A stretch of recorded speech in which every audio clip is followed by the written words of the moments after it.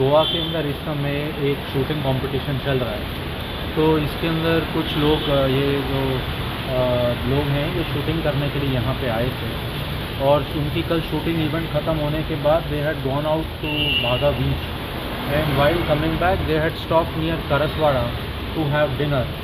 वहाँ पे जब ये रुके तो वहाँ पे they had a verbal altercation with one person और ड्यूरिंग दी वर्बल ऑल्टरकेशन उस आदमी ने ईंट उठा के उनकी गाड़ी को डैमेज किया और उनको धमकी दी, डराया धमकाया।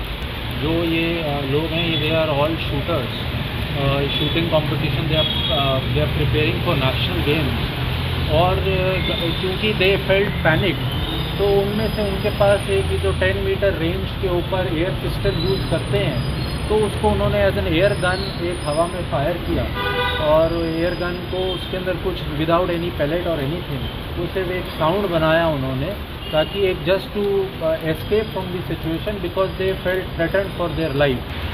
ये रहने वाला है आल्डोना बारदेस का और he is a history sheeter of Mapusa police station.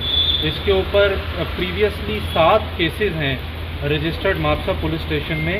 There are all cases of very serious nature and these include cases he has 2 cases which are also of attempt to murder.